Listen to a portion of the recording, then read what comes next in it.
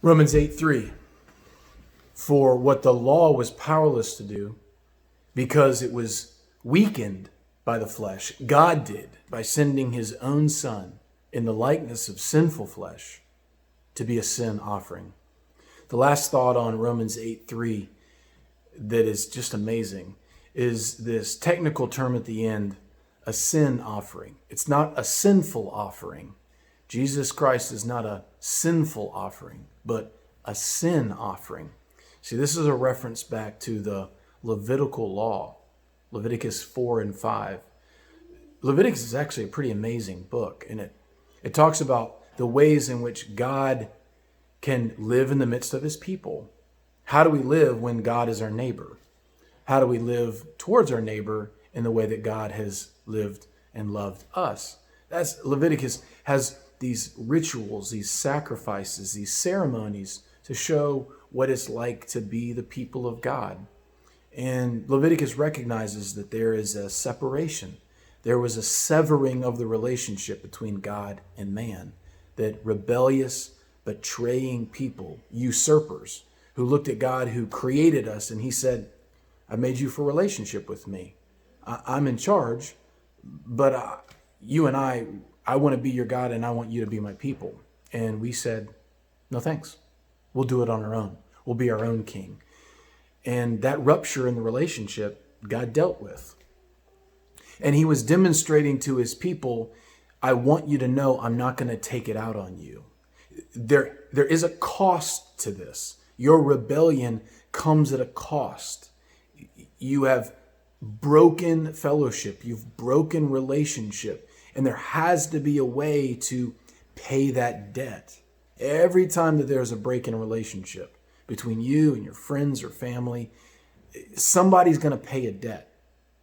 Either you're going to make them pay. You're going to run them down to your friends behind their back, or you're going to stick them with little needles in your brain, and you'll make them pay. And you'll feel a little bit better because you'll pay the debt down a little bit. They did that bad thing to me, so I'm going to make them pay. Or you can do the other thing the Bible calls forgive. And that means you pay the debt. And when you want to run them down and you want to hurt them, you want to make yourself feel better, you actually pay it. And that you're going to suffer. It's going to come at a cost. That's what God did in a relationship with his people. He's dwelling in their midst, and he provided bulls and rams and goats to say that I've made a provision, a way for us to be reunited, for you to know you're not mad at me anymore. There is no condemnation. And this is what God does. Give me a bull or ram. Lean your hand on it and say, it's true. I rebelled against you. I hated you. I didn't do what you wanted me to do. And I did the things you didn't want me to do. And I acknowledge that comes at a cost. Can our relationship, God, be restored? And then the bull was killed. That's how the debt would be paid. Someone had to stand in the place. There had to be a substitute. Someone was going to pay for that sin. Someone was going to pay for that rejection of God. And God said, I don't want it to be you, but I want you to acknowledge it. That's why the bull and the ram and the goat, the pigeon, the dove, bread, there would be a sacrifice. I recognize who you are, God, and I recognize what you've done for me. Well, there's the burnt offering and the fellowship offering.